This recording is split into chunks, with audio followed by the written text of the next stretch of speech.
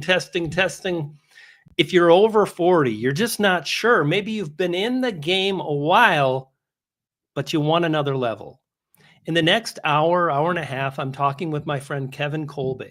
And this guy really knows YouTube, and especially if you are over 40. So without further ado, I'd like to welcome my friend Kevin Kolbe. Oh, Kolbe, sorry. Kolbe. We just chat back and forth. It's Kevin and Brian. It's so great to have you here, my friend. Welcome. Dude, I am so happy. I dozed off because, as old as I am, I got to take my naps when I can. So. Kevin, no, I'm giddy to be here. Thanks for having me, bro. Dude, it's truly a pleasure. Here we go, rapid fire. Kevin, when did you launch your channel? 2017, January 27th, 2017. 2017. How many YouTube subscribers do you have today? Today, I think the last I checked, it's just over 104, maybe right at 105,000. 105,000 YouTube subscribers. Incredible. Now, here's the question. Kevin, how many subscribers have you gained in the last 6 months? Ooh, 6 months. I don't know. I can tell you in the last 10 to 10-ish, I've gained almost 90,000. So we could say then in the last 1 year, you've gained the vast majority of your audience that you have today. Yeah. I had around 14,000 subscribers last August before I published the over 40 video. Unbelievable. And that just goes to show you that it's never too late. And if you're out there and you're watching like Mike and Smoke Shop and also Razani Design Masquerade. Good to see you, my friend. You've been on the channel a long time. Good to see everybody. And in the next hour, like I said, hour and a half, I'm really excited to talk to Kevin to really understand, like, something magical happened in the last year, and you literally increased your views by, it sounds like maybe well over 10 times, probably. Oh yeah. And if you'd have told me this was going to be a math show, I would have said I was sick. I couldn't come on. But yeah, everything went up. I mean, views went up, duration watched went up, subscribers went up, money went up. Everything went up. Now, it does this sometimes, but it still went up. Yeah, it just goes to show you that it's very possible. Yep. And I think we need to start really breaking this down and having a conversation so people can hopefully really understand what's truly most important on YouTube, what they can measure, what they can focus on, and how to ensure their success. Because I know a lot of cool people in the chat right now, like Gaming Dad. Catherine is here. Catherine's a member, excited about memberships, got that going again. A lot of really capable individuals, and yet they may feel like they're stuck. And why is that, Kevin? Like, what words of advice would you share for someone feeling stuck and just unsure if it's possible? So here's the thing. Everybody gets stuck. Everybody feels this way, unless they're lying. But I'll speak for me. I mean, there's those days where I cannot wait to get into my little humble office and create something. And there's other days where it's like, I don't even know how to say my name. And beyond that, it's just nothing. So that happens. And then, I stopped trying to play the YouTube game, and I started trying to just talk to people and create things that I thought they might be interested in, and I might be interested in. And it kind of changes everything. But I think it's a mindset thing. It's how do you define success? What works for you? And I think you have to give yourself a lot of grace, Brian. I just do, because, it can be tough. You put something out there and you're like, man, this is it. And then all of a sudden it's crickets. It's nothing. Yeah. It's like, no, wait a minute, everybody. I've been working on this for ages. Oh yeah. You go into really another account, make sure you can see it. Oh yeah, it's there. I can see it. And then you forget that, it just takes time. I mean, I've had videos flatline, never grow. I've had videos take off after 2 years. And then I've had videos take off and then drop. It's all part of it. But dang, it's a fun ride. Wow, So let's back up a little bit. I think you really shared a few things that we need to talk about. All right. how is it a fun ride when you're spending year after year and you're really like, you're probably gaining, like, the first year, how many subscribers did you think you gained, Oh, the very first year? Sure, that would be I know we decided Yeah, not math, and I'm the yeah. same way. I literally say the same thing. Well, But I can generally tell you this. speaking, we're just having a I know around 2020, I think it was around 2020, 2021, somewhere around in there, my channel got audited by the guys at vidIQ. During I need to stop saying audited. It freaks people out. It got reviewed. yes. They think IRS. And it was during a seminar, and it really lit a fire under my butt. And I remember when they did that, I had like 400 and something subscribers. You had 400, and you said this was like in Like 2020? 2020, something like that. So hold on just a moment here, because I'm like you, like math, it's just really hard for my brain, and I don't do that. I rather paint by, finger paint by Yeah. numbers, any kind of paint I'm down. But you spent 3 or 4 years to almost get to 500 subscribers, but not quite. Did I get that right? Yeah, I would say so. Yeah. Yeah. Holy bananas. Yeah. And here's the thing. So I started my channel in 2017, like we talked about, and in January. That March, my position was eliminated. So I was a creative director in television. So I came from a media background.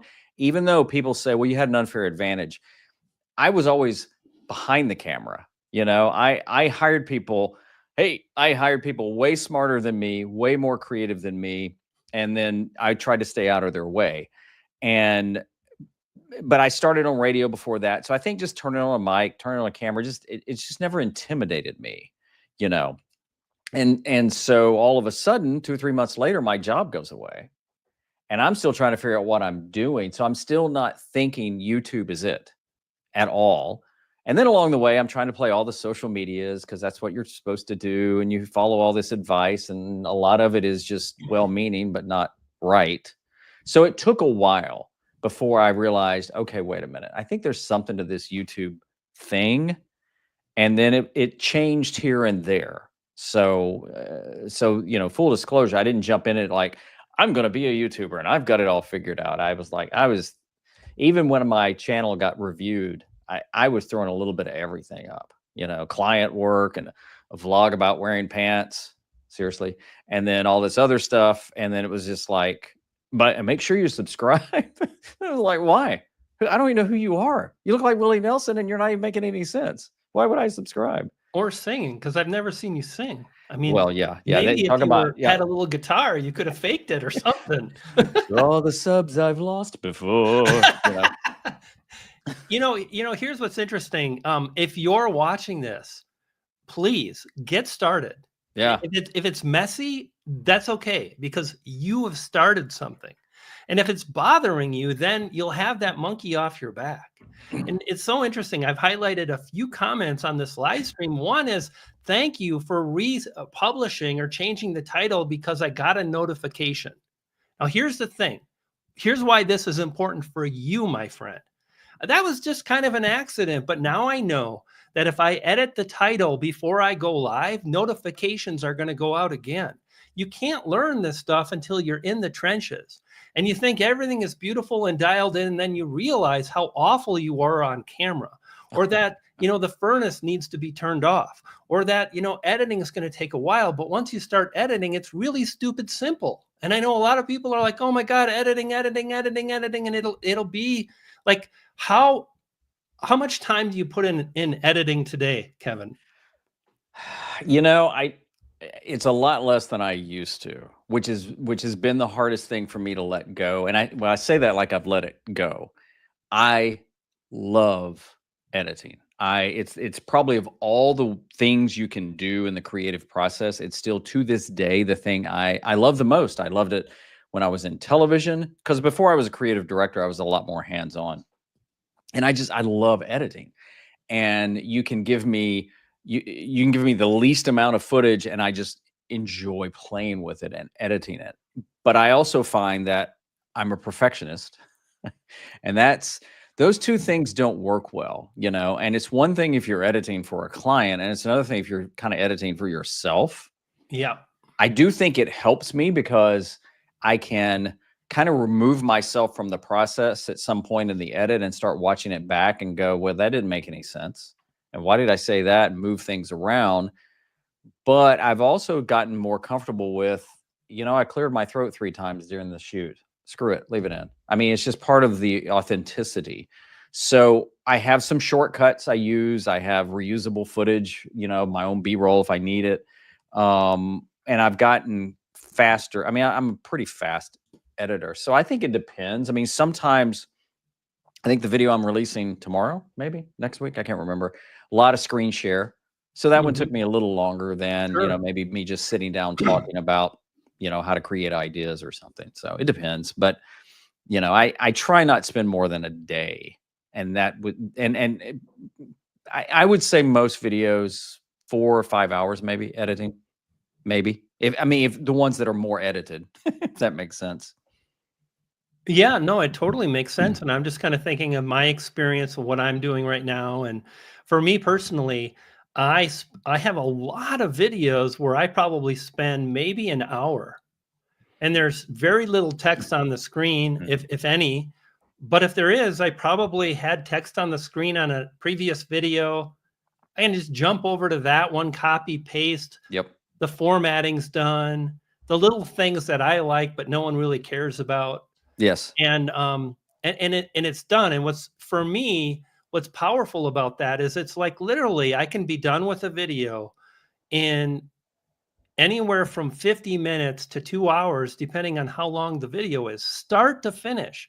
Like literally not having a clue in the morning as I'm sipping my cappuccino, 4 shots, strong, skim milk, like a light dusting of cinnamon, but let's not get crazy. And then, I'm sipping, and 17 sips in, the caffeine hits. I'm watching a video. I think I want to talk about that. I go downstairs and I've got it published with a thumbnail, testing 3 of them in 2 to 3 hours maximum, often in, like I said, an hour and a half. Yeah. And I think the thing to be really mindful of as a YouTube creator is, number one, I have to come up not with a winning video, because you're not one video away. Kevin is a great example. Kevin, you were one video away in 2017, right? Just one more and you were going to blow up. Oh yeah. Oh yeah. If I can just hit that viral thing, it'll be money in the bank, yeah. And just because you have one that does really well doesn't mean the next one will, and there's things that I've done that it's like, I don't think this will be big, but it's a video I want to do because I just felt called by the message or something like that, and but, and something about the editing too is that, we did this in television a lot. We would say we would just junk it up in the edit. We didn't really know what we were going to do. And so we went in there and, I went from linear editing to non-linear editing. First thing I ever edited on was an Avid. And I'm telling you, it made us lazy after a while because we would just figure it out in the edit. And we would throw all this crap on there that didn't add to any of it except time and render. And it's easy to do that. I mean, I've got so many, I edit on Final Cut. I've got plugins in there and I'm like trying to animate something on screen, like link in description. And I'm like, why? Just put exactly. Save the time. Go have more coffee. Exactly. But, what's interesting though, is I think this will kind of lead in nicely to the next point I want to make, which is, I think it's really, really important to have a good plan before you start, but I don't think you need to spend hours and hours before you sit down and film. I agree. And, I got to tell you, I don't remember when you said this first in a video because I've been watching you probably longer than we've known each other now, like been, friends. And I remember you kind of going through, how you were doing it. And it's like, I write some notes out and I kind of get my ideas going and I go. And I thought, that's something because I don't script at all. I can script, which is ironic because coming from the world of television, everything was scripted because we worked in very finite time slots, 30 seconds, 15 seconds, 60 seconds. And so I like that freedom, but yeah, sometimes just like, okay, I've got enough information, just go. And then I remember something Rob Wilson once said, and I'll paraphrase with vidIQ. He's like, YouTube hates, YouTube hates procrastination. If they can't get it from you, they'll get it from somebody else. And I thought, Yes. well, yeah, how long do I need to germinate, if that's even a word, on this idea and really keep thinking about it? Granted, some things can be researched rather than just go with it. Just run, go. Yeah. And I think that's really what I want to share with people right now is that right now, no matter who you are and what your circumstances are, you could be publishing videos on a very regular basis. And the sooner you get started is the sooner you're going to get what you're really after. And I know so many people sit and they wait and they theorize, and you cannot. When I talked about the notifications, this is how YouTube is. You can't theorize your way to success on something that allows for so many ways to mess up. Oh, yeah. Yeah. Yeah. But like if you have a strong, and see, and then we talk about, but if I do know that the title is critical and the thumbnail is important, but more important is keeping somebody watching. And the very best way to do that is to, really share what people are saying in the comments, which is where we go. Oh, I'm going to get it. There we go. I like real too. Tangerine Door was mentioning, I just really like Kevin. He's really real. And I've done my best just to be really authentic. And today, like the camera intimidates me so much less than it used to. I don't have as many views, but for some reason, I'm just like, I want more views and I want that viral. I want to go viral, Kevin. I can't say it, but like, more than that is I really love helping people. I really like sharing ideas. I really like saying, hey, this is what I know. And the more I can just have a strong idea and then just get down and film it and cut out the crap that doesn't need to be there, because there'll be some of that probably, which is why I think some editing is great. But don't over edit because that's not really going to help me. Yeah. But it just makes it easier to publish a lot of videos. And then it gives me the opportunity to practice what's most important, which is how we communicate on camera. Like Tangerine Door, you've mentioned it a bunch. Like, Kevin, let's free flow right now. Like, what are some ways that people can get a lot more comfortable on camera and really share a message that captivates people? So here's the analogy I'll use. Years ago, I bought my first car with a stick shift, and I had never driven a stick shift. And a buddy of mine said, hey, I can teach you. And little did I know he was just taking me on all the back roads with hills so I could stall out. And I figured out if I wanted to drive the car I had just bought, I had to learn to drive the stick shift. So the more I drove it, the more confident I got. And it took a while to get better, but I wanted to drive the car. As opposed to years and years ago, I thought I wanted to play golf, not miniature, which I'm pretty good at that. Just golf. I went out and bought clubs. I got a subscription to like some golf magazine. I read one issue and I thought, I know what I'm doing. And I went out and I played golf for maybe 6 months, and I quit on one of the holes when I hit the ball and it went the length of my arm, and I threw my club further than the ball went. And I thought, I'm done, because I didn't enjoy it. When people would call and say, hey, you want to go golf? And I'm like, yeah, I will.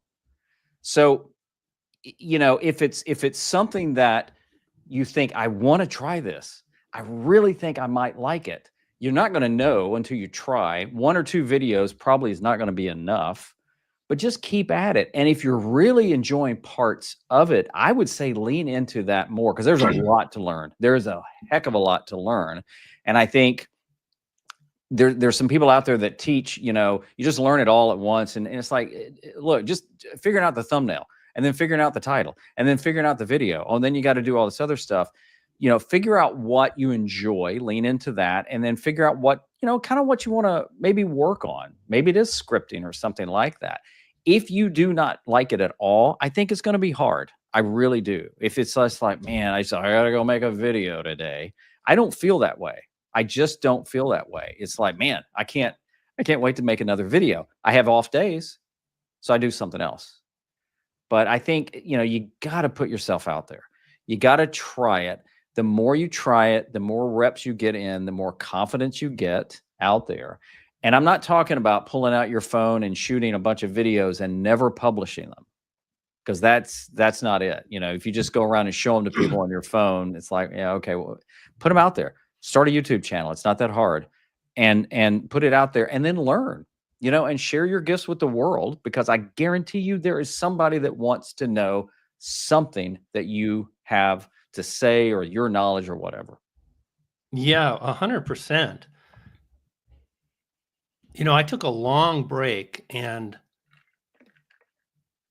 during that time, I had a camera in my hand the whole time. I mean, I just don't know how to not create stuff. I've written 2 books. I've started another one. I'm pretty sure I'll write it. But I mean, right now, I'm really in a season of wanting to make more videos and wanting to teach YouTube and trying to figure it out, because I know a lot. And my thing is like, hey, man, I'm just reporting back. You can take it or leave it. And this is what I've learned, and again, take it or leave it. But I think the moment we just really break down and honor what's most important, the more likely we can get what we want. And there are so many people that they don't publish enough, they don't pay attention to what really matters, and they ask horrible questions. Like, this is pretty much a guaranteed way to fail, because you're not focused. And I was actually thinking about this last night. I woke up. You wake up a lot when you're older, and like, damn, it's a pain in the butt, 3:00 in the morning, and I'm able to fall asleep half of the time, which means there's lots of days that I'm starting at 4. And I'm thinking, and I just really want to go deep here for a moment, because if you have a YouTube channel, how many times have you heard it's about the viewer? But when you really stop and you try to discertain and break down, why are they not watching? And you really think on a subconscious level, and you ask yourself, and you don't say, I can't figure it out, but you say, I'm going to figure it out. Like Catherine, who's in the chat now, I mentioned, like, in a video I'll be publishing in the next week or so, I don't know, 2 weeks. I kind of did a little demo on her channel, and she's getting started. She's talking about like living a better life and success principles. And this is a very challenging niche to do well in. Mm-hmm. And I kind of broke down that a lot of people in the niche that have succeeded, they talk about people that are in the public eye. Like, who does that well? Oprah Winfrey. Mm-hmm. All the people you want to get in front of, they understand and respect Oprah Winfrey. So like, I'm thinking of Evan Carmichael, how he kind of makes the videos. And then now and then he does what you just mentioned, which is I have something I want to share. Yeah. I don't need Oprah for me to share this message, but because he's honored the viewers and where they're coming from. Like, we have to make it easy for people to believe. You know what I mean? So like, one of the things I'm overcoming is like, you should have more views to talk about YouTube growth. I'm like, I get it. Totally respect that. And like, just so you know, this video did 55,000. This video did 13,000. I'm comfortable with that. If you're not, cool. But I understand why some viewers are not in a place where they believe yet. But I also know that I've gone through this before, and I did it before, and I can do it again, So, and just let me say, hey, Adventures in the Dirt. It's good to see you, my friend. And, Doc's in the house, brimming with wisdom. Really enjoyed being on your video. Send me an email when that goes live. Maybe it's live now, being on your channel and whatnot. So many people in the house, like Catherine and Doug Houston. I always like to say hello to Doug. Really appreciate all Doug has done for our community. Kevin, let's kind of continue this thing about what do we share for someone that is desperate to make the leap, and they're just struggling for whatever reason, and they're not really moving forward. Well, I think, identify what they're struggling with. Some people wait until they have the right gear. I used to be anti, you know, webcam and all this other stuff. And now I realize if that's what it takes to get somebody create, and you know, the gear, even since I've been in it, it's gotten a lot more affordable, a lot easier to get. I mean, you and I both have the same Hollyland Lark wireless mics that are very affordable and they're great. So is it that? Is it the fear of what people are going to say? You know, you have to be willing to put yourself out there. You can take precautions. You can take a lot of precautions, but it's kind of like, you know, like editing. People, like you mentioned this earlier, people get freaked out about editing, and I can understand that. I also think people try and outsource editing. This is me way too soon without even knowing what they're outsourcing. And you know, I don't take my truck to a mechanic and exactly tell him what to fix. Otherwise, I'd fix it myself. So I do trust a little, but you know, if it's a reoccurring problem, okay, I think it's this. But it's like, you know, there are ways to create to get you into it. Live stream. You know, I mean, I've recommended to people before that live streaming will help get you over a hurdle because it's out, unless you make it private, you know, or unlisted, it's out there. And even if nobody shows up, you show up, have something to say, share something, tell a joke. It doesn't matter, and get it out there. And then say, look at that. I just did that. Because I think the more you go to your own channel and see another video you've uploaded, and at some point, I think it will get views.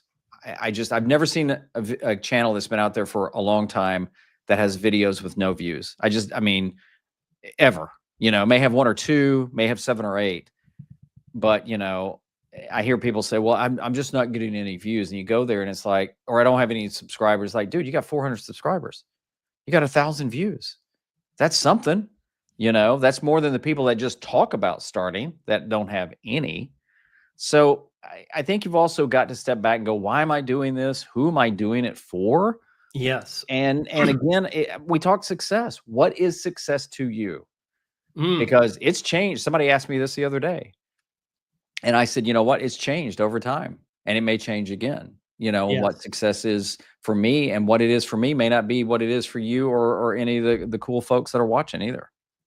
You know, good question right now. Big Mayo Nation. How long would you follow a niche before you make a pivot?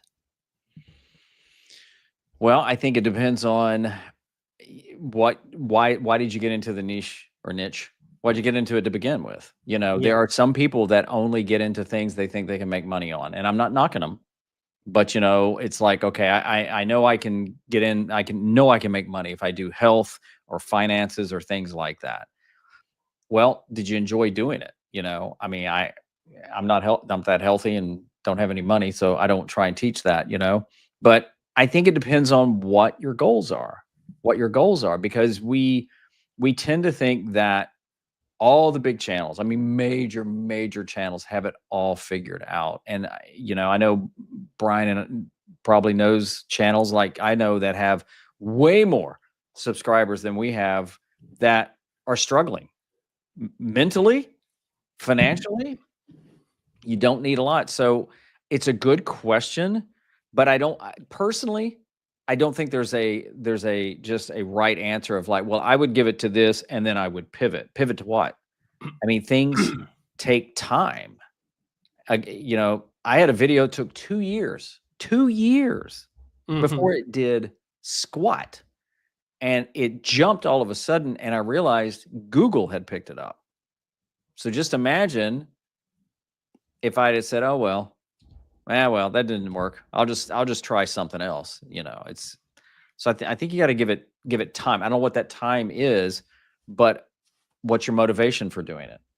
You know, I didn't really pivot. I refocused. That's all I did. Yeah, I think that makes a lot of sense. You know, the fact that you got really clear on who you're serving. Yep. I would say you know, like, I think this is really, really powerful information, and we can talk more about it as we keep diving forward. And if I forget, Kevin, just kind of mention some of the stats you sent over as far Okay. as watch time and whatnot. But one of the things to consider is if you're struggling, okay, and you're like, I really want to grow, because we all want that. We all Yep. want to be seen. It's just human nature, and there's nothing wrong with that. But Kevin mentioned, like, what is success to you? So for me personally, I can go in a lot of different directions. I'm a pretty good photographer, and I think if I really practiced, I could grow a photography niche. In fact, I launched a channel, and within months, I had published videos that now have driven 20,000, 30,000, 50,000 views on a brand new channel. So people think, oh, back in the day, it was easy. Well, okay, I get it, but I just did it a few years ago. Oh, well, I'm talking about just the last year. It's like, cool, keep making excuses. But like, Yeah. I think at the end of the day, you just have to really focus and think about Yeah. how you're going to spend your time. Yeah. Because you know what successful people do? They make videos, and then they make another video, and Yeah. then another video, and they make a thumbnail. And, like, so choosing something you're passionate about Yeah. while also honoring what you're trying to achieve, like that success thing that you mentioned. Yeah. Like for me, is I have to make money. It just doesn't seem normal, because I treat this like is a job and beyond. You know what I mean? I Yeah. really want to see people succeed. Yeah. I spend a lot of time. I don't treat it like a hobby, and I think a lot of people do treat it like a hobby, and yet they want the 1% level. Like, I Yeah. think you really have to dedicate, and you kind of have to be, in my opinion, hell bent on success at some point. And if you don't have that capacity right now, I think, again, then it's important to say, well, I'm going to really dedicate myself, Mhm. and at some point I'm going to make room. Like, oh, I'm too busy. Like, if it takes me an hour to publish a video, 1 hour from start, like no idea, to being published, it might take you an hour and a half if you're getting started. Yeah. That means you could be publishing 2 long form videos a week in less than 5 hours. Like, Yeah. there has to be some point where you say, okay, I need to play at a level I'm capable of, because I'm not doing that. And with that, the Yeah. other thing I'd share, Kevin, is I think people really have to figure out what is truly most important. Like, no, when you publish doesn't matter. Yep. You know, your your YouTube channel tags and your hashtags. Ask better questions. They don't matter. Yeah. Like, your ability to create a message that resonates with someone, and they say, wow, I'm really excited, or wow, Yeah. I really feel that. I'm really struggling, or I didn't know that. Like, you have to get clear on what you're trying to achieve. You Yeah. have to have great titles, and most people don't. You have to have pretty good thumbnails. And again, I think there's a lot of room for improvement in all of these things. And I think once you've done that, and you've really exhausted, and you've studied, and you've burned the candle, if that's Yeah. what needs to be done, then maybe you kind of ask, is this the right niche for me? Yeah. Like for me, when I started, I knew it was like, I want to do this. And it's kind of weird. Like, I just wanted to do it for myself, because I like to create stuff. Yeah. And I just kind of thought, well, I'm going to document my journey. I'm going to let people know 10,000 subscribers in a year. And that was my goal. And what I learned is, number one is, nobody cares until you've done it. They didn't care, like, what? No, Yeah. like, once you've Yeah. done it, then I'll listen. And then, it's just, it takes a lot of time and energy. Yeah. So anyway, you know what I would say, Nicola, for a cooking channel, if you're going live, I think you need to talk about cooking. I think there's a lot of room to talk about cooking too. Oh I yeah. I think you can. I could do a cooking channel. In fact, I'm even thinking about. I think I could just crush on some cooking videos myself. Like, I just threw down some wings that are like, first of all, they're $5 a serving. I paid $20 in Vail, and nobody makes them better. And I think I could do a really good video. I don't know if I'll do that or not. I've got a few other in the cooking space, but I think, I could talk about, like, the restaurants I enjoyed in Vail and why I enjoyed them. I could talk about, because it's really people that are tuning in for cooking. There's so much more than give me a recipe. Like, I think people that really dig cooking, it's like an I experience. lost your audio. Oh, am I back? Test. Nope. Testing. No. Unless it's me. Can you guys hear me? Can you hear me? Yes. I can't hear you. Can you guys hear me? Hang on. Can hear you. We can hear you. We We can hear you, Brian. Good to Oh, know. must be me. Hang on. Okay, Kev, no problem. Interesting. So my sound has gone out. It happens. Kevin, you Right. play with that. I want to let you know, if you're just joining us, I'm with Kevin Kolbe. This guy, See. holy smokes. I'm so proud of Right, Kevin. right, He right. just hit 100,000. So I'm gonna try and work on. I can't hear you, but I'm gonna work on it. Okay, sounds good, buddy. And Kevin just hit 100,000 YouTube subscribers. He's been at this game for 7-8 years. And it just goes to show you that, yes, even if you're struggling, with video uploads, you can make it too. And there are 59 people here if you're digging the live stream. And if you like the fact that I'm going live every Monday, leave a comment and hit like. I'd love to know why. And what we're going to do is I'm going to take another question from someone here. You need to do virtual barbecue. Cooking is such a great metaphor for YouTube creation. Okay, so I can't hear. So let me try something here. Sorry. No problem. No worries. I tell you what. Can you take me out and bring? I'm gonna pop out and come right back in. Sorry, dude. Yep. No, you're okay. No worries. You can't hear me. I'm gonna mine. All right, here we go. I'm gonna leave and I'm gonna come right back. Okay. Kevin's gonna come back and their device is not connected. Okay, good. I just want to let you know you are quiet here, Brian. Okay, I think most people can hear me though. Hopefully you guys, can you hear me okay? I think for most people they are. I can hear you. I love how you're going live, but I'm always working at this time. Dave, I'm sorry to hear that. You're all good. Yes, I hear you. Exactly. I think we're doing good. So it's so tricky when you go live. There's always someone that, it's a little low, and it could be their speakers, could be my microphone settings. Man, it's just, there goes Kevin. And in conclusion, I'd like to say, oh, stop that. Now you're doing it. Now. God, I'm such a jerk. Like, yeah. What the heck? I don't know what happened, guys. So I apologize. But Kevin, just as a reminder, this is not you were called in for brain surgery show. Yeah. You're not, nobody just died on the table. This is a live stream, and we're talking about making videos. So I think you're okay. But you know what? I mean, sadly, as much as I hate crap like that, I'm glad it happened, because it goes to show you things happen. It just does. I don't know why all of a sudden it went out. I had to go back, and for some reason my computer just decided to switch my audio or something. I don't know what's going on. So, hey, it happens. Like I was saying, it just we could be brain surgeons, and someone died on the table. That's a bad day. That's a bad day. How was your day today, honey? Kevin dropped out of the live stream. I swear to God, I'm never having him on again. Dadgummit. In fact, I'm just closing down my YouTube channel right now. What a bust. Hey, Kevin, how fun is this? How fun is the process of making videos?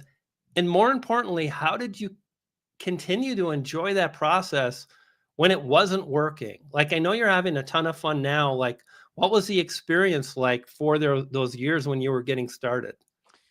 Well, here's the thing. I love creating. I've said to somebody before, I really just think it's part of my DNA. I just feel like I was created to create. When I was little, I wanted to be on radio, among many, many, many things. And so I was a DJ for a while, and I just really enjoyed it because I got that gift of gab. Then I got to work in television for a while, and being on the creative side of that and being able to create, and and I'm not going to lie. I mean, being able to see your work on TV, or even later my team stuff on there, it's just like, that's a trip. And so I love that. And then it's something about watching other people create on YouTube and realizing, I can do that too. Maybe not at the same level, not as a competition thing, but just I love the process You know, I've had to learn. I got a funny story about shooting if you want me to share it, but I had to learn. I mean, so when I worked in television, um, one of the shows we had was 24, one of my favorite shows. And I had an opportunity. So they brought back 24 for that. It was like a mini series, limited series, 24 Live Another Day. And I had a chance to go to New York and meet Kiefer and the crew and actually interview Kiefer and everybody as well. And it was all part of like a special, you know, thing for some contest winners and affiliates. We were a Fox affiliate. And I had I had to get two of my team members to show me how to use a Canon 60D. That's what we had. I had no idea. I mean, I hadn't really shot anything like that on my own. So think about this. I'm getting ready to be flown to New York on Fox's dime to interview the cast of a show. And I'm having to get two guys like the day before going, okay, now look, this is how you set it. Just use auto. Don't worry. Yeah, just do this. And at some point you're like, oh, okay, I can do this. And so there's lighting and there's all these other things, you know, I've had to kind of figure out at some point. So I think that's what also, it's frustrating when something happens like with the computer, because I'm not an IT guy, but at the same time, because I just feel like I'm visually and creatively wired, I just enjoy it. And yeah, it can suck when you put something out there into the world wide web verse and it just maybe does okay, whatever that means. But I also look back and go, you know, dang, I actually like that video. I like what I did. I like this. I like that. So, you know, at some point it's just like, I don't know. It just I did know enough probably from television that it, like for example, Fox, we had more misses than we had hits. And a lot of times in the TV game, things get renewed just because it's easier to renew a just okay show than try and launch a brand new one with all this money.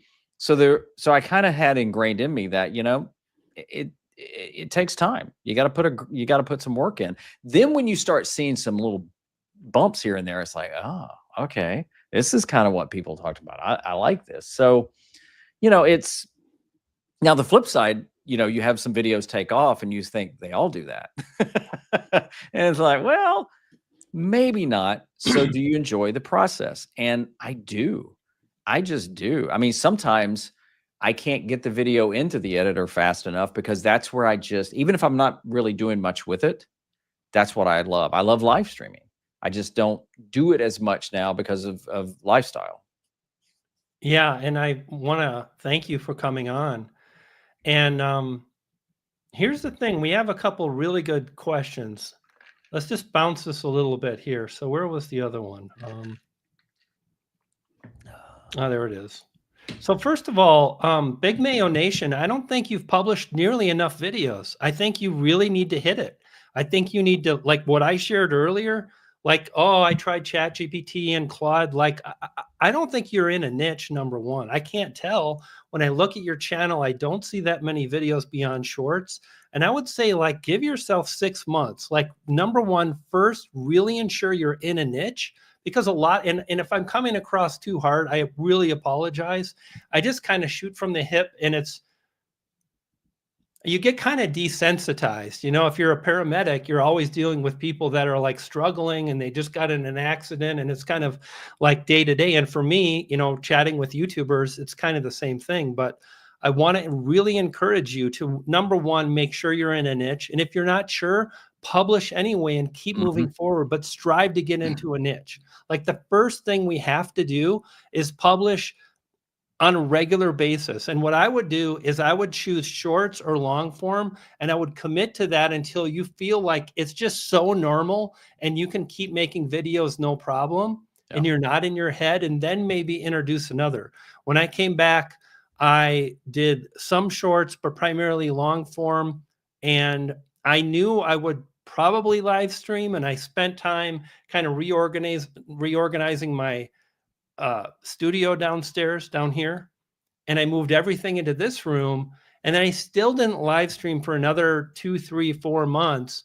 And I was just kind of waiting till the time was right. And I continued to really honor and focus on a workflow for long form videos, because that's what I want to do. Yeah. So if you're wondering what's the best, like the best is what you want to do. Like, I don't want to create a job for myself making content I'm not excited to create, and then try to get into that niche. And then I think then you need to do another 50 videos and just almost not have a backup plan and practice the art of creating content. Like it takes, like Kevin has uploaded. How many videos do you think you've published, Kevin? I don't know. I'd probably say 500, 600, maybe something 500 like or that. 600, you know, and I think for me, I probably published 200 videos in my first year, and I had a goal of 10,000 subscribers in my first year. And at 3 months, I only had 1,200. Now, me and Kevin, we're not big on math, but that math doesn't math. Like, I was not on track to hit 10K, but I just stuck with it. And I think the thing that's hard for humans, struggling channels, is to honor where they're at. Like if you're getting like, what's good? Is this a good, like, Kevin, how often do you get this? Is 300 views good to the videos I like? Do you ever get that, Kevin? Yeah. Oh yeah. Yeah. It's like, yeah. What's that magic number? You know? Yeah. Oh, you're okay. Yeah. No. Oh, it's under 300. You kind Yeah. of. Oh, yeah. I'd give it up. I'd delete the channel now. But I think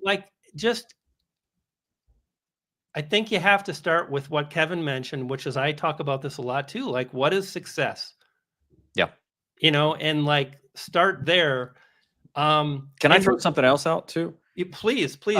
So here's something else. And I don't know when, but at some point I decided, let me back up. YouTube, probably before I even got serious about creating on it, you know, like all the time, I realized I really like YouTube.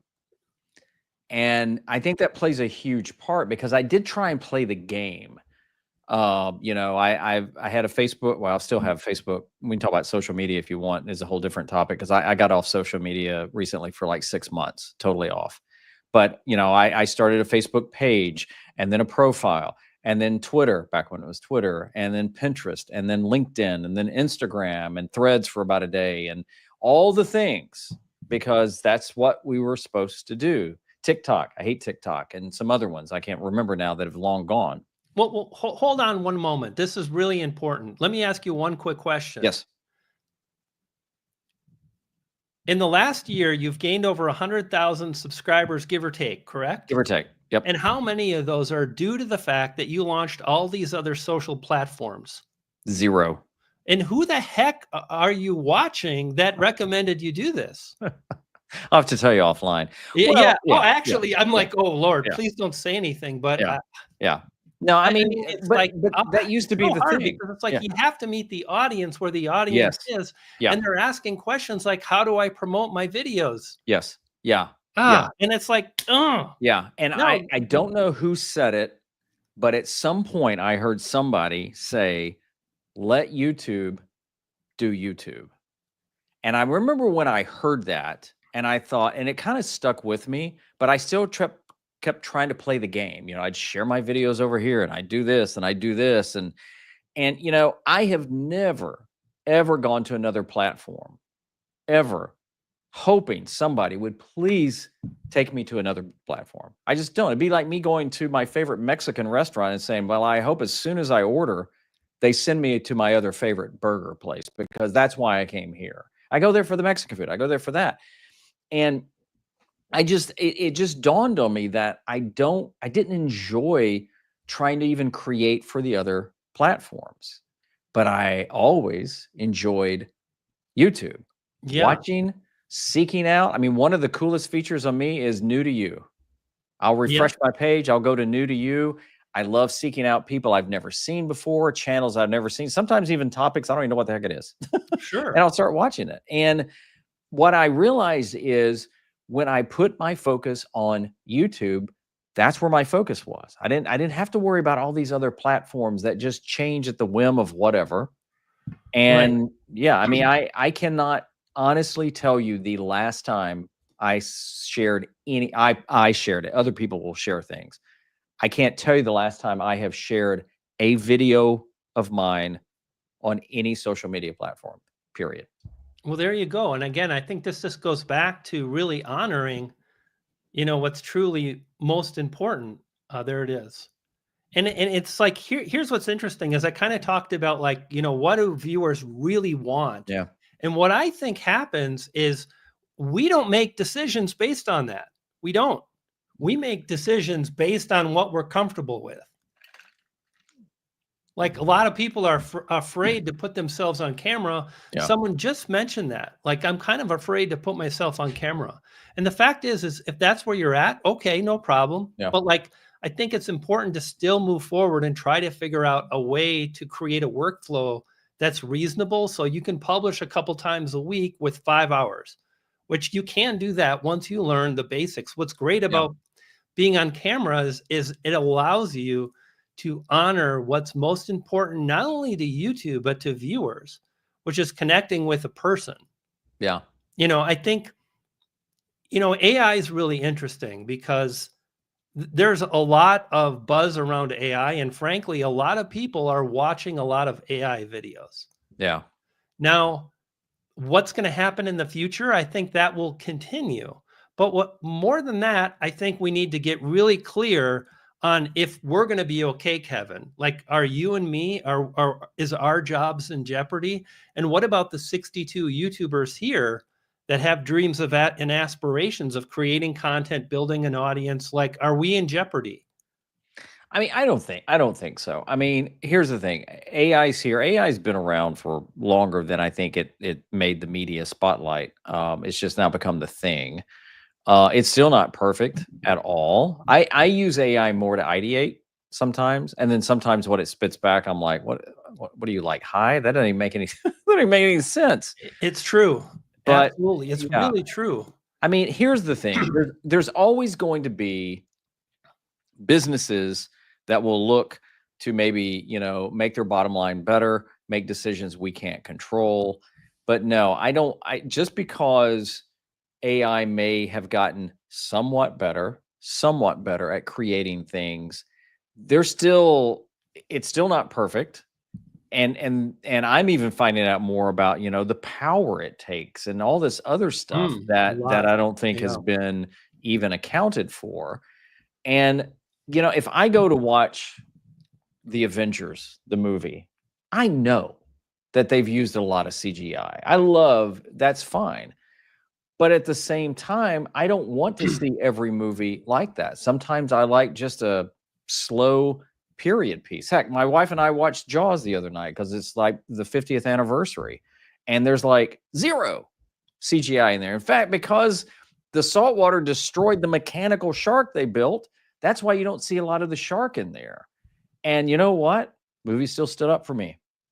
Yeah, it And just goes to show you what yeah, matters. yeah. So I think you know, can AI impact certain jobs? Yeah. And there's businesses that will maybe lean into it before they thought they could. But I don't think that doesn't mean that we're extinct. I don't believe that at all.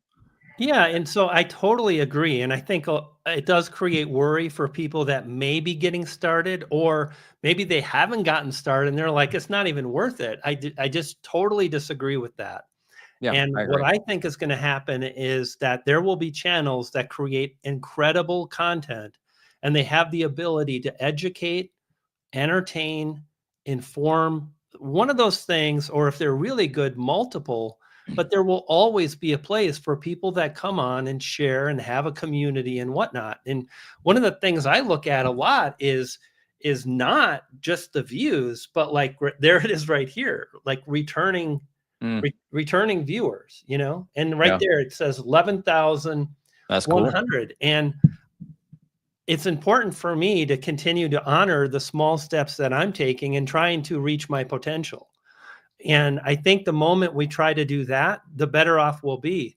In Big Mayo, I want to thank you for the super chat. I did see that. Thank you so much. And here's the thing I would say. You see, I think, again, it's really easy to say, well, I tried Claude and Gemini and Poppy and vidIQ and ChatGPT. It's not just the tool, it's how you use it. I Yeah, can't give you paints that Picasso used and expect you to paint a Picasso. You would laugh at me, and so would everybody else. And creating content is no different. And I know that might sound intimidating, but the good news is, like, it's 10 things. That's it.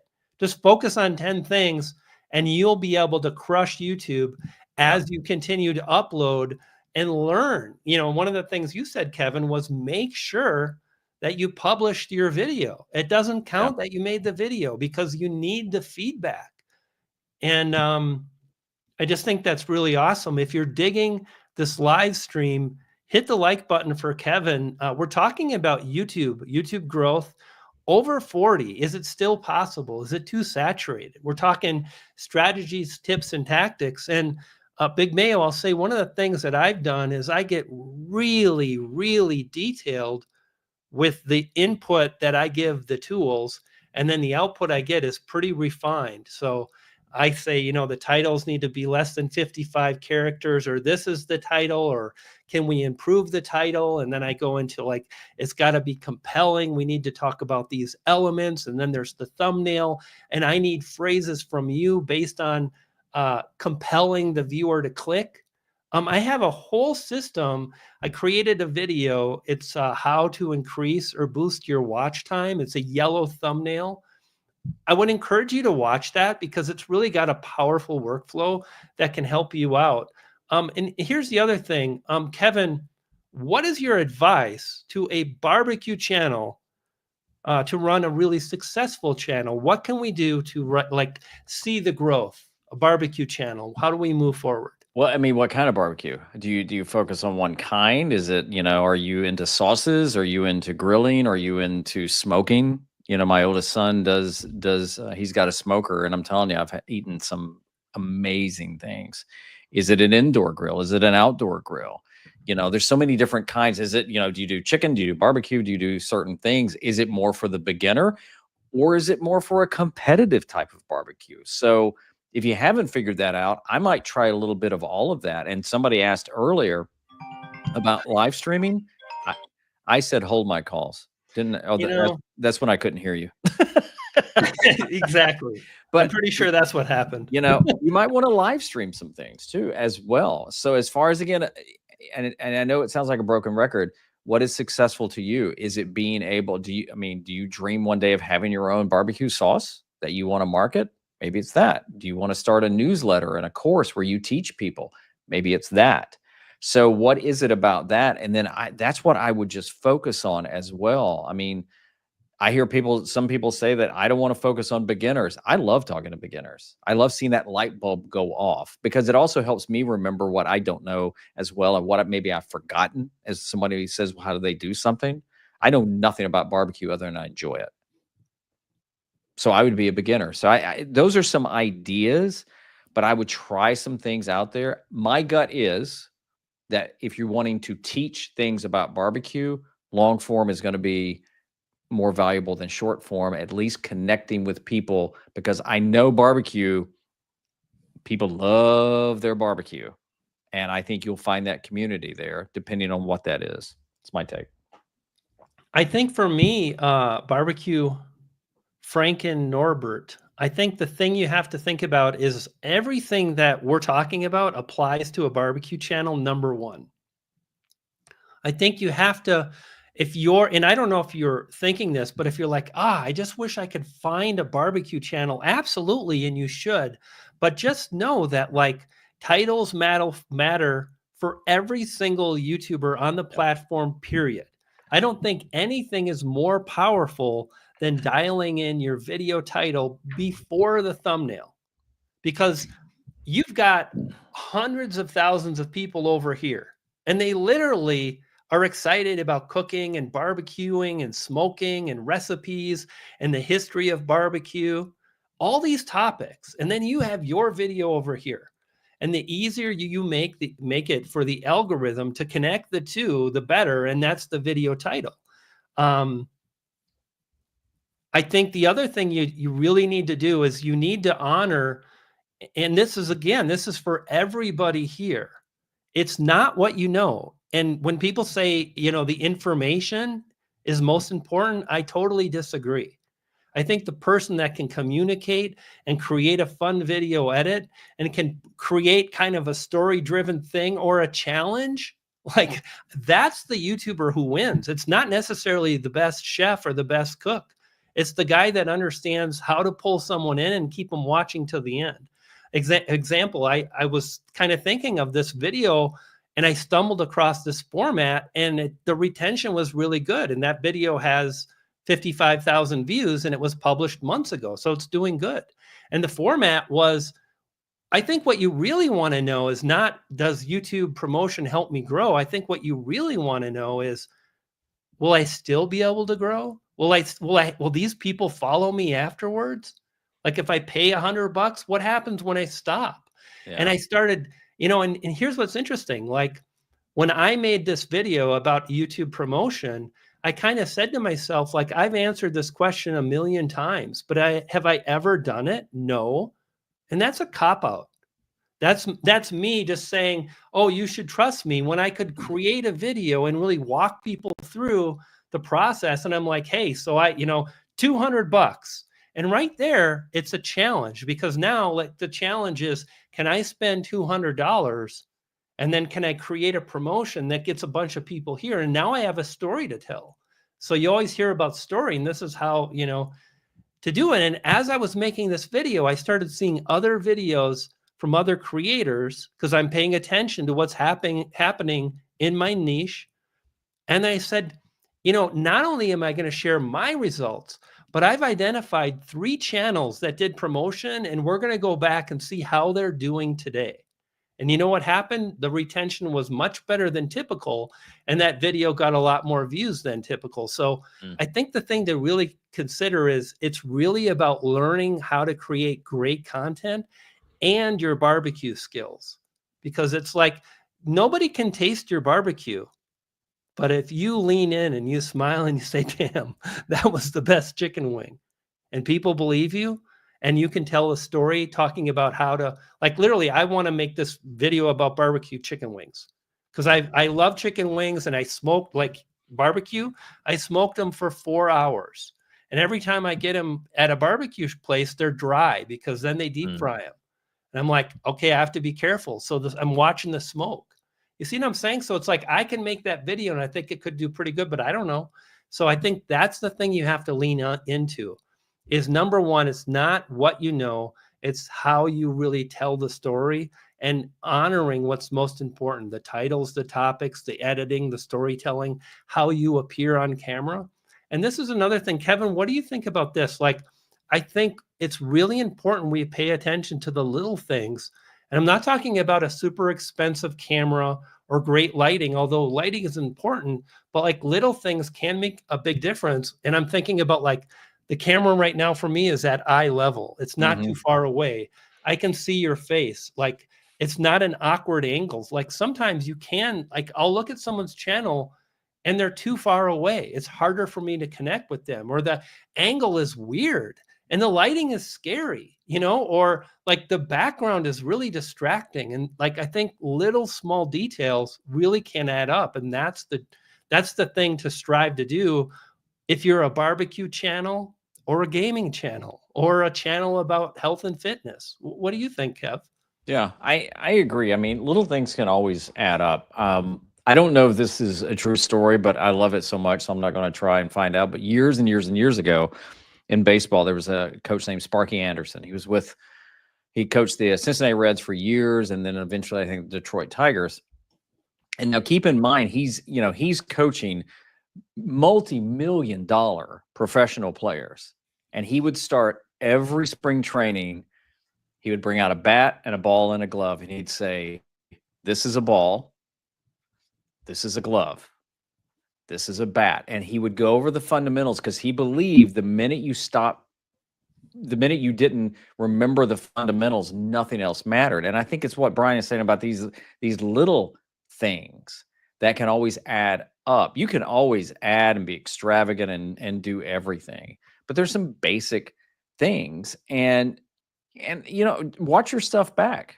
Just watch your stuff back as a viewer, which kind of sounds weird, but that's what I do. I mean, when I have a video ready to upload, I've got a 27-inch monitor I pull it up full screen, I move away from it, and I just watch it and listen to it. And a couple of times I'm like, oh yeah, they didn't make any, what was that? Oh man, the light went off, or whatever. Then I have to make that decision if I want to do something. But yeah, little bitty things. And I just saw somebody say, I'm guilty of looking at the screen rather than the camera. It's a hard habit to break. It is. But the fact that you've recognized that is huge. I can think of a YouTuber right now, fairly big channel. Not going to say who she is. And she is constantly checking herself in her flip out screen. And I'm like, you look fine. Stop it. It's distracting. And it's probably become now one of those, what do you call it? Like little quirks that she has. But every time she does it, she pulls me away every time, constant. And I don't want to say that. And all of a sudden people freak out and I've looked off. Now I've got to reshoot the whole video. Please don't do that. But the fact that you noticed it, that's huge. That is huge. So what do you do about it? Try and work on that thing on your next one. And then when it starts getting there, you'll get better at it. And yeah, I mean, little things can have huge impact, absolutely huge impact. Kevin, what were you mentioning, like looking away from the camera too often?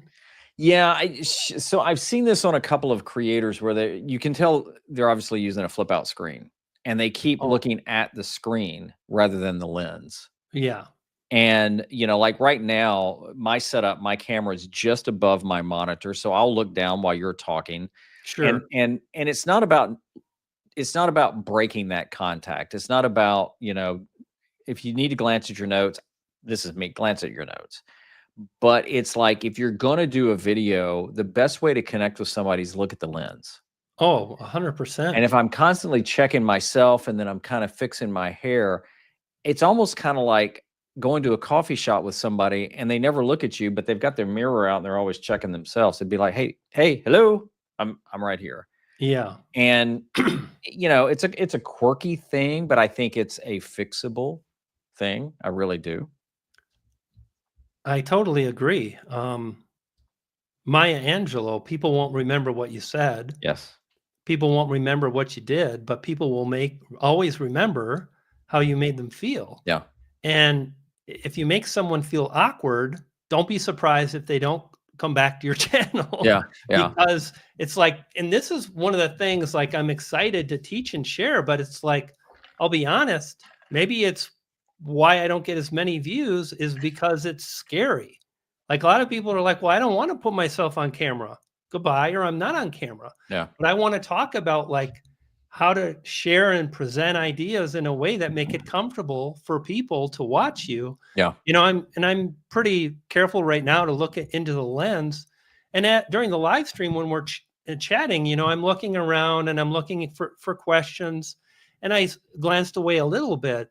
But like when I'm communicating, I'm looking straight at that lens, like it's one person. Yeah. It's just one person. And I'm trying to have this conversation. I'm not trying, I'm having a conversation, and I want to invite the viewer in.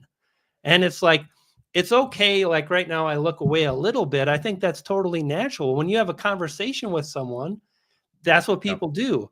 But if you do it too much, then it's disrespectful, or you're like, why is this person not really here with me? So and like, this is such a subtle thing, but if you're on camera, it really matters. So, and if it annoys you, like if I'm watching something back on mine and what I'm seeing annoys me, and I'm not talking about perfection. I'm not talking about perfection, but if it's something that I can do that better. I need to work on that. Then I think that's again a step of, okay, then let me see that, not just picking somebody else's video apart and being the troll that's in the comments and stuff like that. Again, it's not about perfection. So yeah, absolutely. And I think the thing to really honor is that it's a work in progress. Yep. And what's really cool is, like, I mean, there's a lot of little tricks, I can't tell you how many times I overlay B-roll because like something weird happened. Yeah. I like had a health issue or sneezed 18 times, or the dog barked and I cut it. And maybe I'm like, I'm not perfectly center. So I'll have B-roll and that covers up the mistake, Yeah. And I think these are the things to really focus on for any kind of channel. And I think once we do that, success is really inevitable. It's just a matter of how far will you go, and you won't really know until you give it a shot. Yeah. Um, Gang, do this. If you are enjoying this live stream, give us feedback. What do you want in the future? And if you've got a question for myself or Kevin, just leave it below. Maybe start off your question with 3 cues so I can spot them quickly, and then we'll handle those. And I want to let everyone know we did great so far today, Kevin. We had 71 people, Sweet. 72 people in real time. That's pretty awesome. Yeah. And anybody here thinking about live streaming, one of the things I'll say is you might worry I don't have a big enough audience, but anytime you can get staring at a lens like it's one person like we're talking about, the Yep. better, because you're going to learn to communicate at a higher level, or in not even at a higher level, but just in a way that makes it easier for people to listen. So I think it's really a win. Yep. Kevin, where do you see your channel in 5 years? I don't know. I don't I'm not knocking you, dude. That's a good question. I've never thought that way. I really don't. Who knows? I have no idea. I love what I'm doing, and it as long as I'm still alive and kicking and having fun, I'm doing that. So I don't know. I don't think that far out. Sorry. Yeah, you know what's funny, Tony, I don't know either, man. Like, I do know the thing I'm trying to do is like reach my potential, and I want to talk about this process of making videos for YouTube. Like, I really like YouTube, and I really know a lot of people want to do well on YouTube, and I want to see how far I can go. That's nothing more or less. And I don't look too far in advance because I don't know. Just like I'm chatting with Kevin right before we came on, and I took 3 days off, and it was so great not to look at a computer screen or edit, not to film. Um, it was 4th of July, and I headed up to Vail, which takes me 2 hours, and it Oh. took me 8 because there was a fatal accident. And Mm. excuse me, you just never really know Yeah. what the future holds. But I do know that right now, today, I'm strong for a 59-year-old dude. I've got a fair amount of energy, and I just want to try to reach my potential. You know what I mean? I want to play the game Yeah. to my best of my ability. And maybe my high point was in the past. Maybe not. I don't know. But it's up to me to find out. And there is some amazing feeling about just trying to do your best day by day. You know what I Yeah. mean? I think when you're doing that, then I think for myself, I sleep better at night. You know what I mean? And I also know, and I just want to add for anybody that might feel kind of stuck, I think we all go through seasons in life, and I had to Mhm. step back for YouTube for a while, and I kind of lost sense of this creative person that I am and this creative drive that I've always had for 25 years. Launching websites, writing books, making courses, having coaching programs, then YouTube, and live streaming, and all these different outlets for creativity. And I just needed to sort some things out, and I couldn't really focus on that, and that was okay, but I still did the best I could with what I had, and I got into photography, and I uploaded, once a month or something, and then I started feeling the drive to come back. And I remember in the period of about 2 months, I started on the channel I was focused on at the time, which was about photography, and then I decided to come back to this one because I felt like this is my best shot to have an impact that matters to me. You know what I mean? So I think that's important too. And then from there, I take it day by day. So Yeah. it's funny that we kind of have the same thought process, Kevin.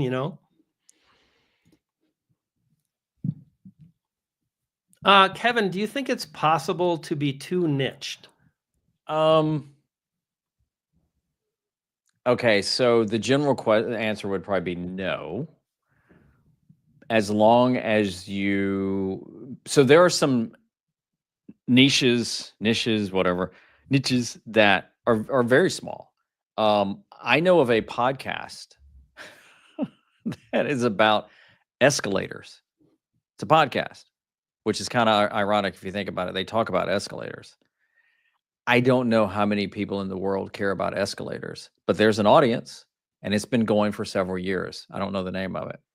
So there are some niches that are not mega huge, but at the same time, you may have a community that just can't wait to show up because you're all in the same thing.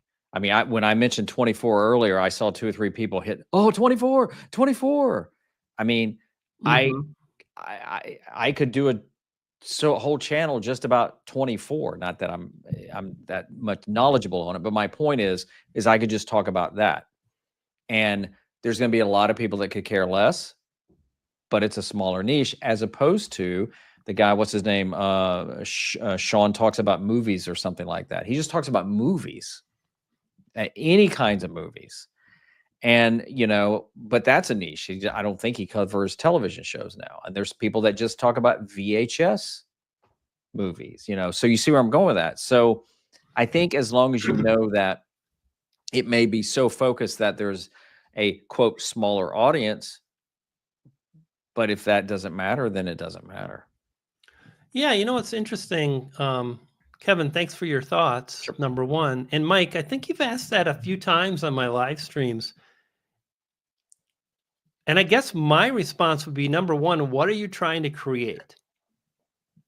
And one of the things to consider is like, if you want more views or you want more engagement, or if you want more money, like if you want to make some more money, I would really consider, can you do YouTube memberships or create a course or maybe a book or something where you can leverage monetization beyond YouTube ads and all the options that YouTube has for monetization once you get to 1,000 subscribers? The answer is yes, of course you can be too niched, but at the same time, I think Audacity is probably a pretty darn big platform, I think there's probably a whole bunch of people using it. And what I would go back to is what I said earlier. It's often not what we know, but it's how we package things together Yeah.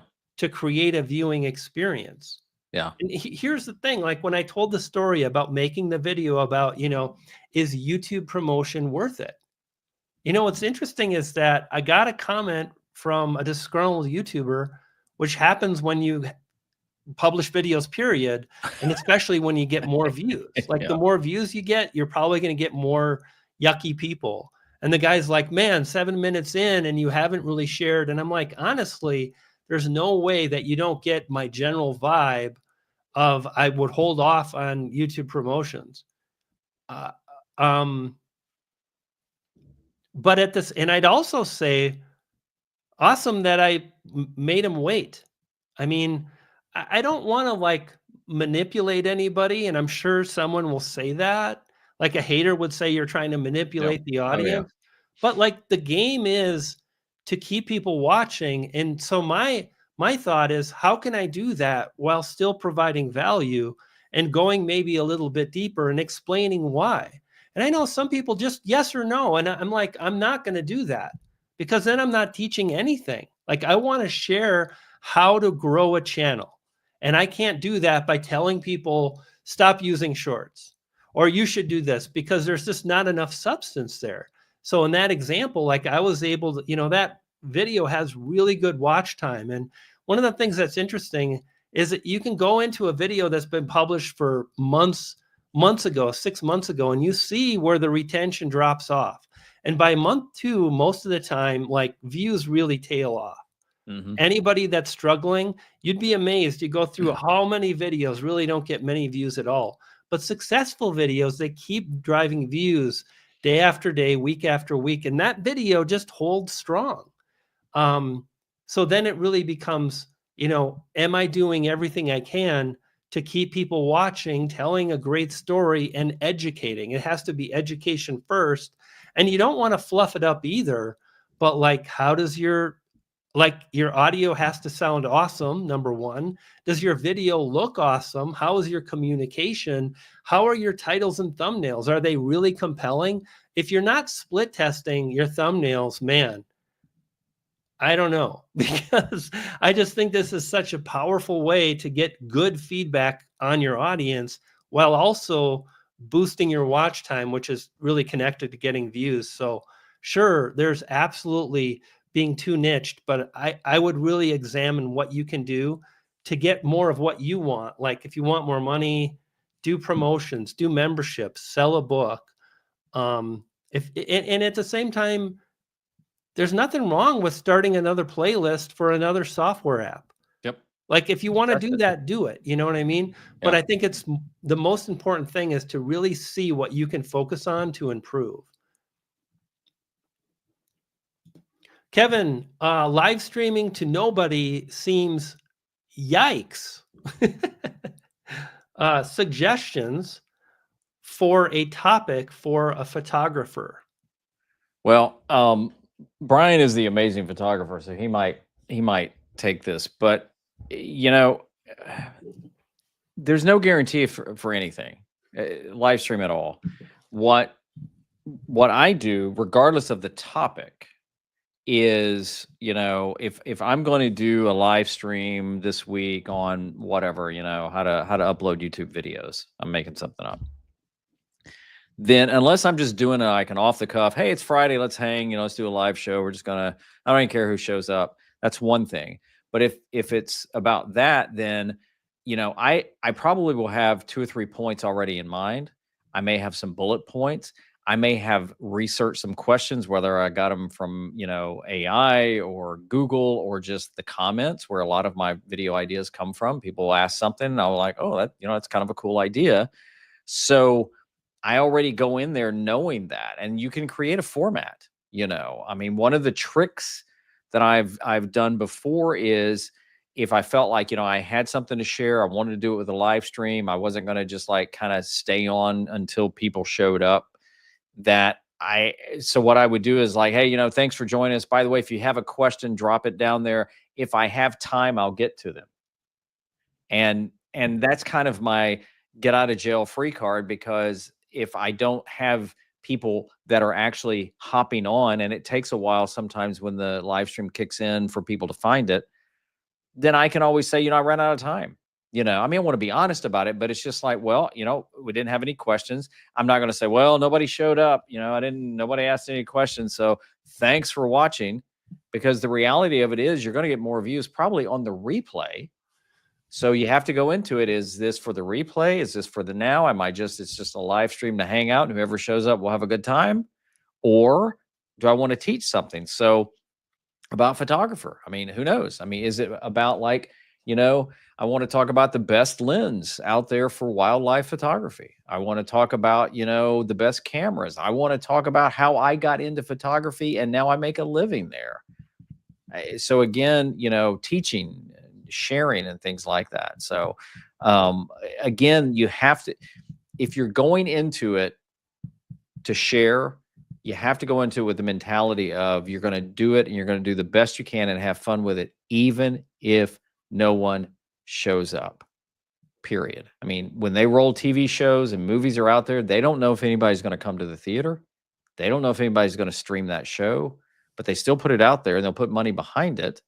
And they may even adjust the marketing later. So that's another thing. You do the live stream, maybe it doesn't perform like you think it was, repackage it. Repackage it for the replay. You can do that and you may find new life in it. That's my thoughts. But I'll let the photographer, the real photographer here. You know, honestly though, Kevin, I don't think it matters like photography or someone mentions a craft channel. We'll take that question next, Ramona. I don't think it matters. I think what does matter is you have to get into your niche and you have to understand it deeply. In fact, Kevin, let's just do this now. Before you made the pivot to over 40, you shared some metrics, one that really caught my eye, and that was average view duration. Is that correct? Yeah. And what was your average view duration before you pivoted to over 40 on average? Because I'll that look. it even says the word Yeah, it average. was a minute 24. So Kevin went from publishing videos like, listen, you, I'm talking to you individually. Like, if you're watching and you want to grow, the thing to think about is how can I make videos that keeps people watching longer?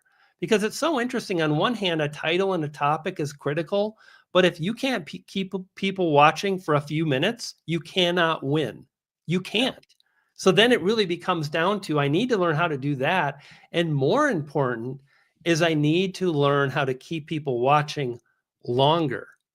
And Kevin, once you made the pivot, so before the pivot, your watch time was a minute 20. Yeah, something like that. And what is it now? Average is 4 minutes 30 seconds, but of those that are subscribed, it's over 6 minutes. So basically, you increased your average view duration by some 300%. Yeah. And I really apologize. I know this is not a math stream. Next time we're going to have finger paints for you, Kev. It's going to be a hell of a show. But like, I'll it have to just prep. really goes to show you, like, Yeah. in Kevin's case, 3 times the watch time. So what I would recommend for you, my friend Kinmore, is number one, what I would really do if you really want to grow and you want to have a community and you want to live stream, but you really want to grow too, which I think is most people, is I would make sure you're publishing at least 2 videos a week, long form, that are between 5 and 10 minutes. And Kevin, how many videos do you publish a week right now? I do at least one. That's kind of the thing that I've told myself I want to do one. Last week I did 2. I may drop another one this week. It's rare that I've gone a week and not produced one, but I have gone a week and not done one, and I don't Well, beat everybody myself up. has. Yeah. But I try and do at least one a week. I've got one scheduled for tomorrow. I've got one already scheduled for next week. Actually, that one's been done, and I keep sliding it down because I keep popping other videos in. But I also post to my community tab, which I wasn't doing for a Mm. while, and I like doing that. And I have community posts, I think they call it now, scheduled through the month of July.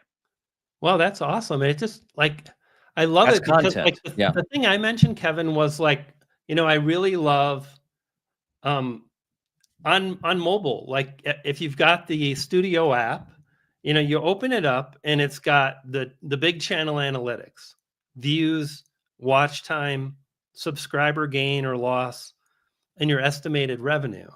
And then down below, it used to be called comments. There was about 5 options in Yeah. the lower navigation: dashboard, content, analytics.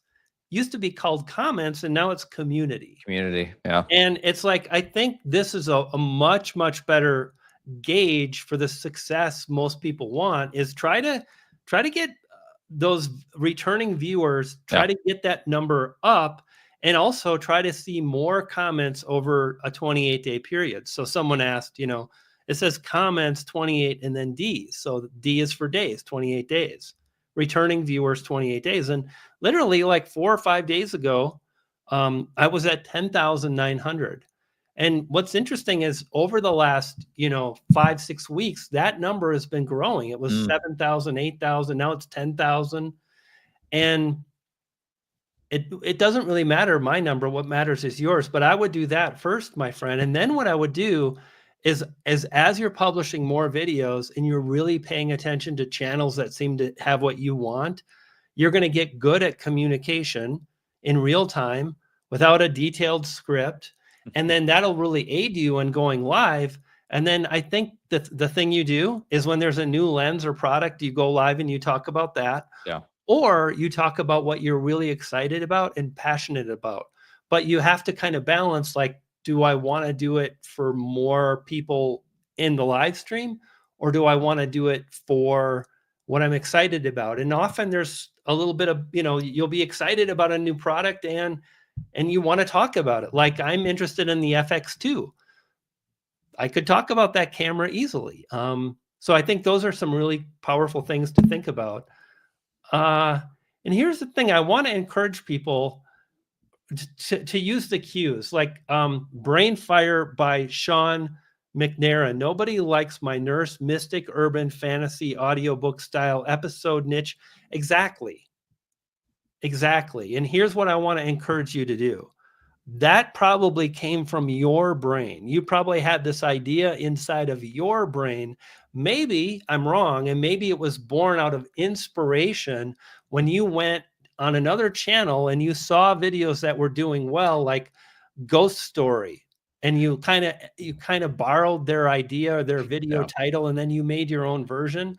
But like, it is so hard, especially if you're doing storytelling or entertainment stuff, just to talk about whatever you want when there's not an easy connection for people. Like, that is really out there, my friend.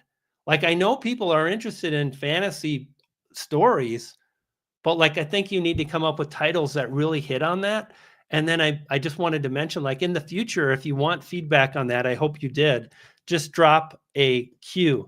This one is interesting. I kind of stumbled, Kevin. I think we've been going for about 90 minutes. Do you need to Yeah. roll, Kevin? Yeah, I've probably got just a few more minutes, and then I'll have to bounce. Okay, cool, buddy. Well, we'll wrap it up here. Right. I'd love to get your thoughts on this. Can you demonstrate or explain some ways to record creative craft projects, or making some overhead items, or making some secondhand items, specifically camera angles? Yeah, so I'll share a story. How about that? Story time with Perfect. Kevin. Story So time. one of my friends was also a client for several years, and she's a silversmith. If you can look her up, her name's Rosie Revolver. She's amazing, and I produced all of her online courses. And she'd never done an online course, and the first one we shot, she was on camera a lot. And I remember when I went back to edit it, it just wasn't working. And we looked at it and we talked about it. And what we determined is she's very attractive, very smart, but the people that were going to buy her courses wanted to see what she was making, not necessarily her on camera as much. So what we did is we would do like an intro with her. She would pop in occasionally, but we focused on shooting. She made a lot of rings and jewelry and stuff. We would shoot her making it, and a lot of it was shot with my iPhone, and on my other camera we would cut in and out depending on what I needed to get or the angle or things like that. And sometimes, a lot of times, I had her mic'd up so she could actually voice it in real time. But then sometimes she would need to voice over it based on, she was hammering away and it got so loud, all you heard was like tunk, tunk, tunk, tunk on the mic. Right. So to me, I would go with a very simple setup. You could get something to mount your phone on it, or a GoPro. To me, a phone is just easier to use because you can shoot on it, and if you're doing something like where you're working down under it, you can actually see the shot, and then you can talk while you're doing it. Or if you want to edit or you're giving it to somebody, you could even voice over it as well. And just especially with crafts and things, I think people want to really see what you're making, but at the same time, interject yourself in there. So maybe you want to pop on and go, hey, this is Ramona, and today we're going to be making this, and I'm so excited to share it with you. And then you show me, and then pop on at the end and say, I hope you liked it. Let me know how your creation went, and make sure you watch this video where we do blah, blah, blah. So that's how I would do it. And, I think a lot of times people get wound up in cameras and the angles and stuff like that. And to me, an iPhone is just perfect for something like that. That's me. Great answer. I love it. And the thing I would say is mix it up and try to create videos where you think the angle is better. And like Kevin said, with an overhead shot, I think it's just really a matter of trying and testing new things and getting the feedback from the audience or not. And Kevin, you mentioned, just watch your video back and see what you like or you don't like. And furthermore, the other thing I would say too is, I think it's important. Like I always mention 10 things. Like if you focus on just 10 things, one of them is editing. So if you feel like if I'm live streaming and I'm here, like, I think I'm too far away here. I think it just doesn't look quite right. But if I'm right here, that, like, it's interesting. Kevin's angle and my angle are almost the same. Yeah. We kind of fit, like, there's a little bit of space above our head. It's like there's a reason for that. It's because this is kind of a traditional talking head setup. And when I started, I had a lot of issues just dialing it in, from audio that was echoey to being too far away, to be too close, to having the lens or the camera too high or too low, which creates a weird angle. But just try different things. And then some of the time you can actually fix it in the edit. So I mentioned, like, Yep. the 10 things is like, if I'm way too far away, I can kind of fix and get things in just the way I want. And I might lose a little resolution, but when you start with 4K, which you can film 4K on a phone, Yep. and then, 98% of the viewers are watching on a phone, it doesn't matter that you lost, 10% of the resolution, and now you're at 3800K instead of 4000. I mean, Yeah. it doesn't really matter. The framing is more important. And what I would say, the biggest thing I would say is pay attention to channels that are doing great and look at their angles, and then try to create something in your own way. And the other thing that I'll add, and then I want to say thank you to Kevin, is be aware that it's also how the backdrop looks.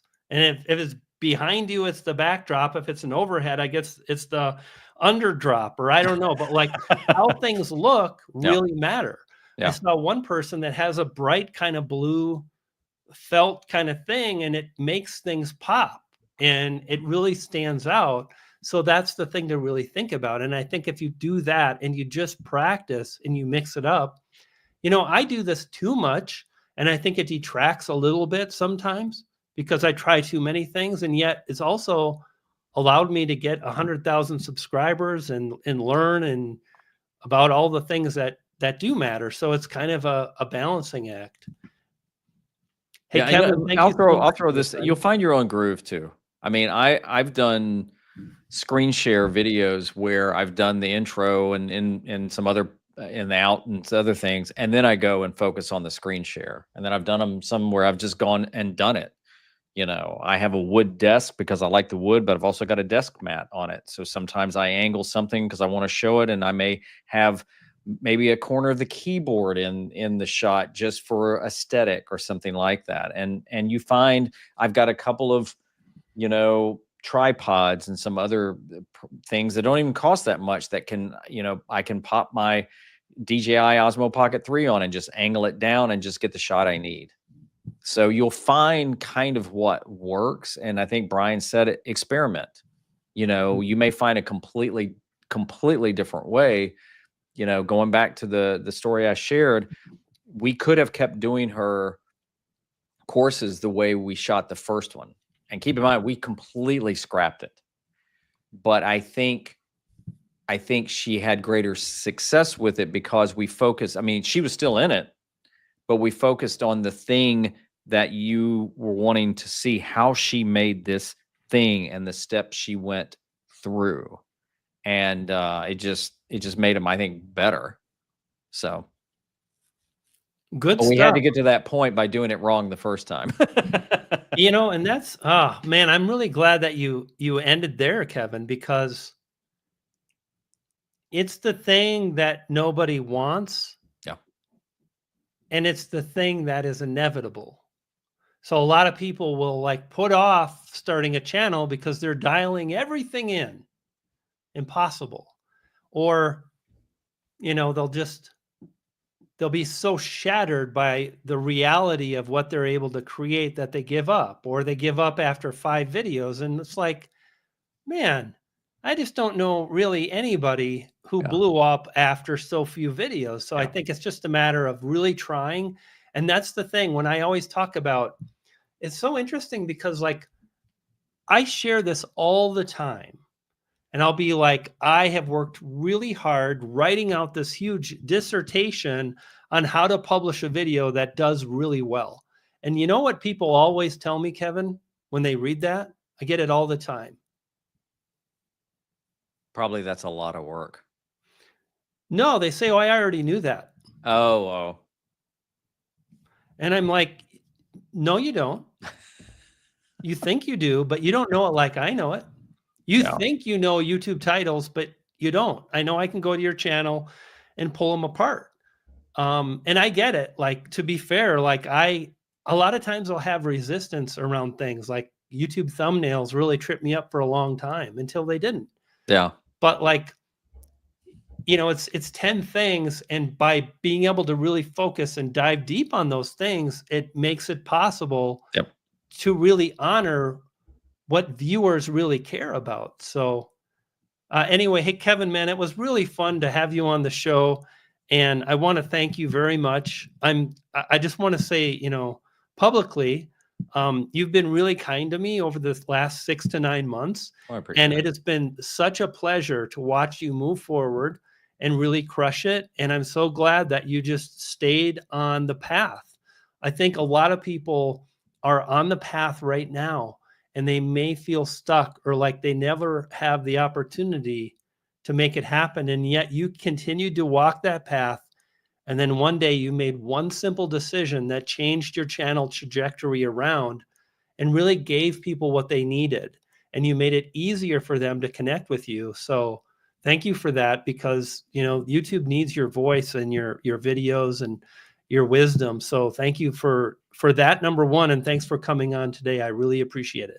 Well, thanks for having me, and thanks for your support too. I mean, I enjoy getting those messages, where you're like, dude, and the takeaway there for anybody watching this is, you can do this alone, or you can form some friendships along the way, and just kind of you encourage each other, you push each other.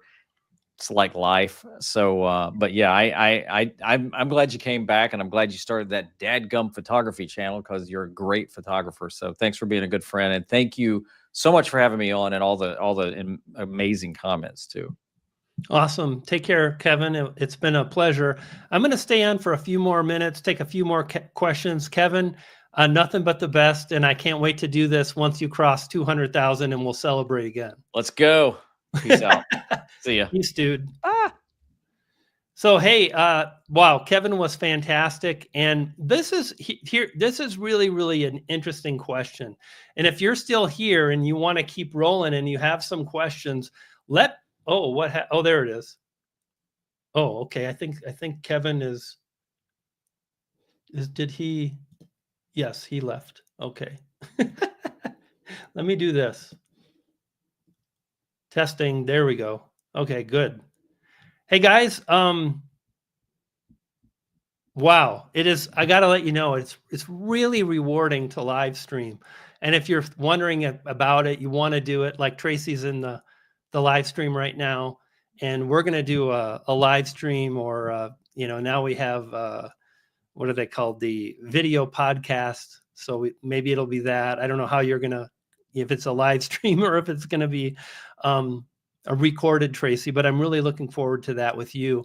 And anybody that wants to do it, I would encourage you, but I'd also encourage you to really double down on trying to get some community growth through regular viewers and so on. You're absolutely welcome. And I wanted to take this question from Paleado Creations. And here's what's really interesting. Okay, first of all, this is just such a great question. And I'm going to make this a video myself, which really leads into my answer, which is, so when I say a video, I have video ideas on the screen on my iPhone. Let's see, it doesn't want to focus. Oh, there you go. Video ideas. Okay. And I have, this is ridiculous, but 245 ideas that have yet to be published. I have video ideas published 340, and I think to my channel I've published maybe 850 or something like that. The one thing I would say is I've published many videos with tens of thousands of views, and almost always those were born out of me really thinking, does my audience want to watch this next video, or what will they click and what can I really get them to continue to watch, not just to like puff up the watch time, but to provide value. And that would be my first question for you: is the video that's your best video, did you do that thing? And the second part is, if you did, awesome, congratulations. If you didn't, this happens to me a lot, because I would say 10% of the time, in just one moment, why your best video didn't get any views and what to do about it.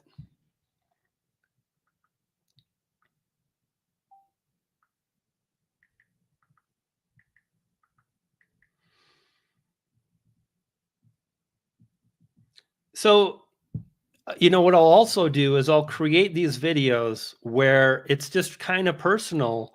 And I think I'm doing a better job of taking those personal videos and making them more about YouTube and YouTube growth. And I'm sorry for looking away from the screen. I've got so many ideas. I had to scroll down to today and save it to the pin anyway. But the thing to really honor is that when you make a video and you think it's your best video, that's your judgment. But often the best begins with a topic, built around and for the viewer. And then we really need to measure the performance of that video based on other videos on YouTube. And this is what's really tricky. So one thing to really think about is, what is the percentage of people clicking, right? Like, is it 3%? Is it 5%? Or is it 10%? And if you're like, it's 8%, but you only got 100 views, that's a really low amount of views.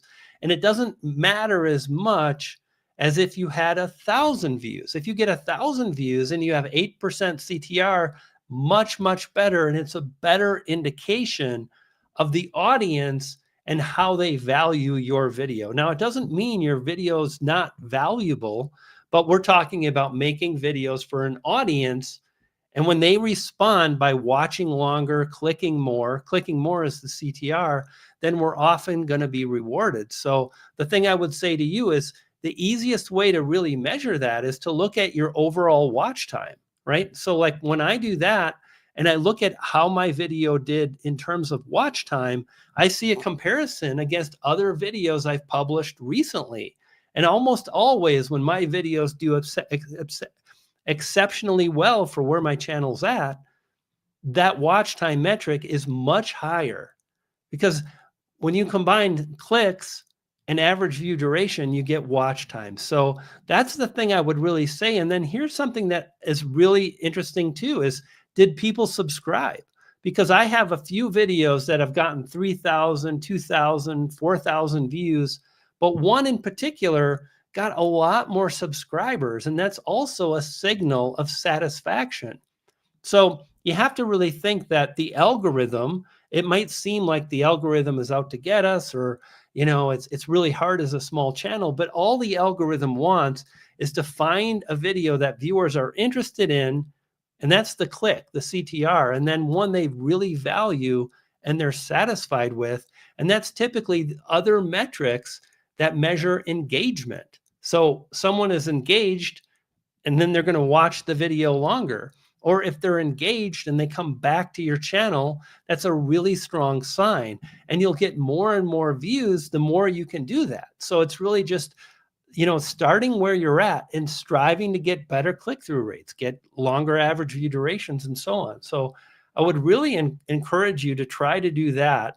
You said, my first live, I was worried nobody would show up in video chat. Valid concern. Only one did show up. So I picked a topic I could talk about for quite a while with no input from chat. And exactly. And here's the thing to think about too. Like the fact that you said, I chose a subject that was really smart, one that you're versed in. You can talk about it forever, right? But the other thing to think is, the more you honor the group of viewers in your niche, as long as you really have a niche. I think, again, some people think they have a niche and they don't. But the more you do that, the more likely you can talk about anything easily, whether it's a recorded video or not. Like that would be my my suggestion for you, is just to practice those elements and so on.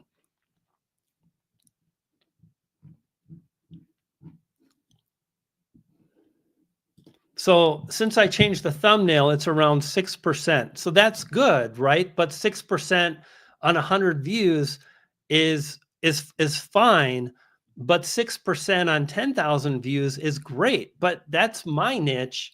And again, we really need to measure your niche.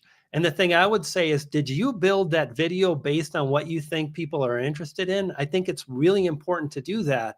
And the thing about it is it sounds like, well, I won't be excited about making content. Maybe that's true. But when you find the thing that you're good at, you enjoy, you can speak about, and there's a group of viewers, like that's the sweet spot where you can really make it happen. So yeah, absolutely. And I just want to say, man, it's been really fun hanging out, seeing so many amazing people. I'll take one or two more questions. I think we're going to wrap up. I'll give it a minute or so to see if you have a question. But man, it's been really fantastic. Speaking of cameras, Sony cap right there. It's really been fantastic going live. It's been really great making videos. And I want to encourage you watching right now to do your best to try to figure out how to add 10% more views to your channel in the next week. Just a small change that you can do that the viewers are really going to value. And I think when you do that, you're going to have amazing results. And last thing here is you said, I thought the audience would love it, and the shorts I made from it are doing good relative to my channel. Absolutely. The best thing you can do before you make a video is to qualify the topic and the video title. I've talked about this to death. The video title is the most important thing. A lot of my videos that have done better are literally the same video titles that have done well for other channels in my space. And I think that just makes it easy for the algorithm to connect a bunch of viewers to the video I just published, and I get more views. This is something anybody can do. It's just a matter of, making it happen. Hey, Jay, it's good to see you, brother. And you're welcome. My Janet, yes. Tired. I think we're going to call it quits. It was so good to see you all. I'm super excited about, just what's happening. And I'm really excited for you to move forward. And yes, you can, no matter what, no matter where you're at, move forward. Decide it shall be. Tracy. Oh my God, I knew it. I knew something was the matter. Tracy, I apologize. And you can. And even if you make mistakes like I just did several times, it'll be okay. I promise. I'll see you next time. And until then, peace, power, progress. And there it is.